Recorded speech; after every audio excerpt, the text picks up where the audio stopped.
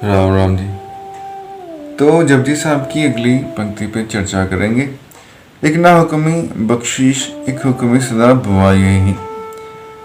एक ना हुक्मी बख्शीश, जो परमात्मा है, कभी कभी वो बख्शीश के घर में आके किसी व्यक्ति पे रीझ के उसको बहुत कुछ दे देता है।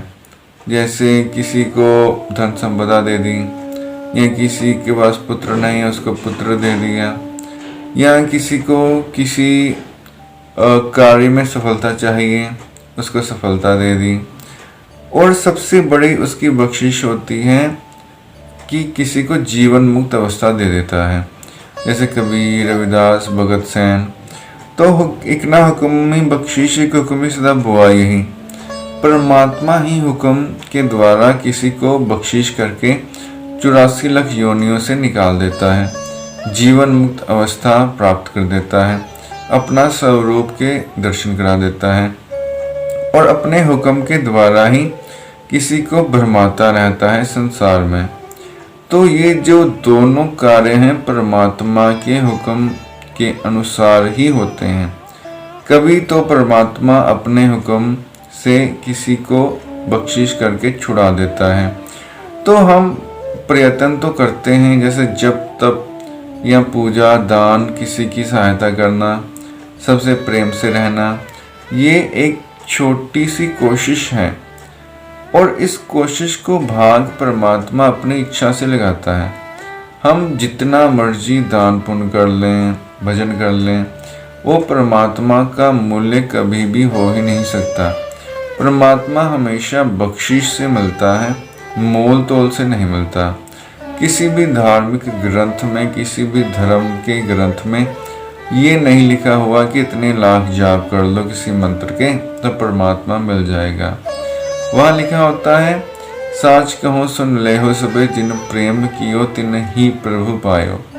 गुरु गोविंद सिंह जी ने इसमें सरल ढंग से व्याख्या कर दी है, जो सर्व धर्मों को मान्य भी है, कि जो परमात्मा से प्रेम करता है वही परमात्मा को हासिल करता है, दूसरा बिल्कुल नहीं करता। जैसे एक कथा है श्री कृष्ण की, कि श्री कृष्ण एक बार रो रहे थे, उद्धव जी उनके पास बैठे थे। तो उद्धव जी ने कहा, श्री कृष्ण आप रो क्यों रहे हो?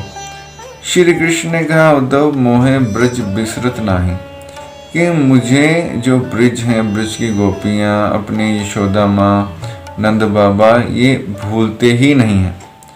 तो एक तो होता है कि याद आ रहे हैं, एक होता है कि भूलते ही नहीं हैं, कि हमेशा याद में रहते हैं।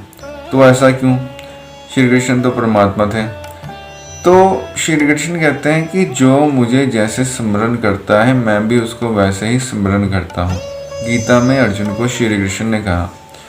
तो जो व्यक्ति परमात्मा को जितने प्रेम से याद करता है, परमात्मा भी उसे उतने ही प्रेम से याद करता है। तो परमात्मा जब किसी को याद करता है तो उसके दुख क्लेशों को हरण कर लेता है। और जैसे हम कर्म कांड करते हैं कि माला जप ली सिर का बोझ समझ के आधा घंटा 15 मिनट, या नाम जप लिया वो भी बोझ समझ के, मन में प्रीति नहीं होती, हमारे शब्दों में कशिश नहीं होती, तो जो परमात्मा है वो भी हमें याद नहीं करता। वो बोलता है जैसी तेरी भावना है वैसा ही तुझको फल मिलेगा। तो अगर भावना में प्रीति होगी, प्रेम होगा, तो ही परमात्मा को हासिल कर सकते हैं। एक हुक्म सदा बुआई ही, और दूसरी तरफ वो होते हैं जो भ्रमते रहते हैं। अब कहा जाता है कि 10,000 लोगों में कोई एक मुमुक्षु होता है जिसको मुक्ति की इच्छा होती है। उसमें भी कोई एक 10,000 मुमुक्षु होंगे, उसमें कोई एक साधक होगा। इच्छा तो है परमात्मा को प्राप्त करने की, लेकिन साधन कोई एक ही करता है, साधना कोई एक करता है। और 10,000 साधकों में कोई एक भक्त होता है जिसके अंतःकरण में भगवान की भक्ति टिक जाती है। तो बाकी तो सारे संसारी हैं। संसारी तो ना परमात्मा को चाहते हैं ना परमानंद चाहते हैं। वो तो यही चाहते हैं कि अच्छा गढ़ हो, अच्छे बैंक बैलेंस हो, नौकर चाकर हों।